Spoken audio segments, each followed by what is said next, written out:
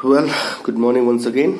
So today we are going to discuss about the first poem of class 10, that is Dust of Snow, written by Robert Frost.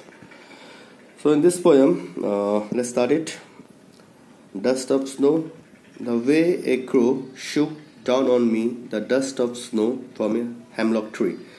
So here the word crow जो होता है कौवा, हम सब जानते हैं कौवा को यहाँ एक बुरा समय के तौर पर दिखाया गया है, एक बुरी चीज की तरह दिखाया गया है।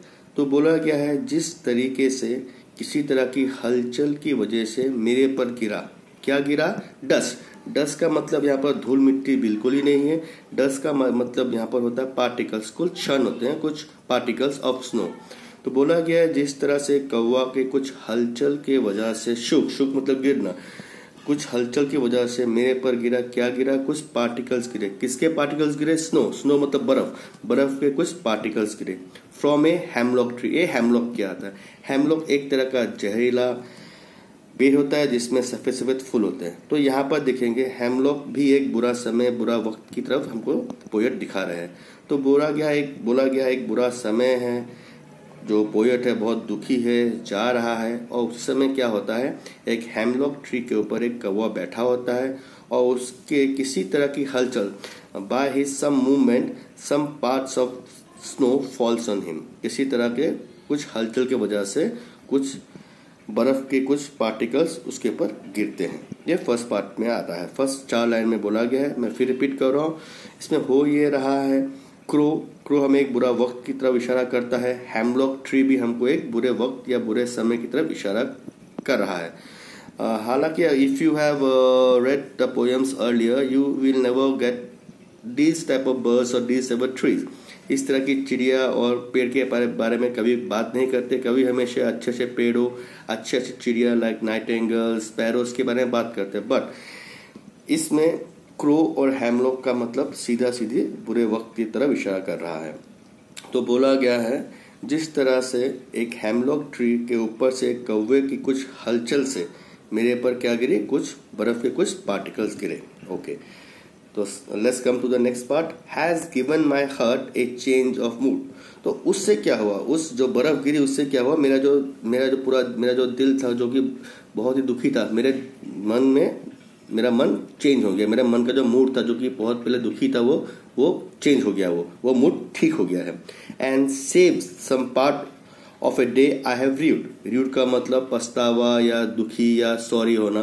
तो जिस तरह से मैं पूरा दिन आज दुखी था, ये जो छोटी सी घटना क्या थी, कौवे के कुछ हलचल के द्वारा कुछ बर्फ मेरे पर गिर गई। By some sudden movement by the crow some particles of snow fall on me. From this incident, the whole mood of the poet have changed, and the day he have been regretted is been changed. जिस तरह से पूरा दिन वो दुखों के साये में था, वो दिन वो चेंज हो चुका है। तो इसमें इसके द्वारा दिखाया गया है कि आपके अगर जितने भी दुखी हो, आप कितने भी सैड हो, एक छोटी सी आशा की किरण आपको पूरी तरह से बदली कर सकती है। इसी में वही दिखाया गया किस तरह से एक बहुत ही दुख भरे माहौल में एक कौवे, एक बुरी आत्मा या बुरी औरत या बुरी चीज के द्वारा किस तरह से आपको एक आशा की किरण आपके ऊपर आई, जिससे कि आपका पूरा वक्त चेंज हो गया है। अगर हम इसमें राइमिंग सेंस की बात करें तो क्रो एंड स्नो ये मैच कर रहा है, तो इसको हम ए कर देंगे। मी एंड ट्री ये भी मैच कर रहा है, इसको हम बी कर देंगे। हार्ट एंड पा ये मैच कर रहा है, इसको हम सी कर देंगे। एंड मूड एंड रीड ये भी मैच कर रहा है, राइमिंग सेंस है इसको हम डी करेंगे। और हम पैटर्न की बात करें, राइमिंग पैटर्न की, ये आपका आता है A B C D and C D, ये आपका राइमिंग पैटर्न है। इसमें हम और एक चीज की बात करेंगे जिसको बोलते हैं हम एमजैममेंट। इसका स्पेल होता है EMJAMBMENT। एमजैममेंट, इसमें बी साइलेंट है। एमजैममेंट का मतलब होता है जब किसी पैरा के बीच में if you see the first paragraph, पहले पैराग्राफ में अगर जोड़ देंगे, अगर आप स्टार्टिंग फ्रॉम द से लेकर ट्री में देखेंगे, अगर द से लेकर ये ट्री तक देखेंगे आप, इसमें किसी तरह का पंक्चुएशन मार्क्स नहीं है, ना तो कॉमा मिलेगा, ना तो फुल स्टॉप मिलेगा, ना तो सेमी कॉमा मिलेगा, कुछ भी नहीं है। तो this type of paragraphs are known as एमजैममेंट। B is silent here.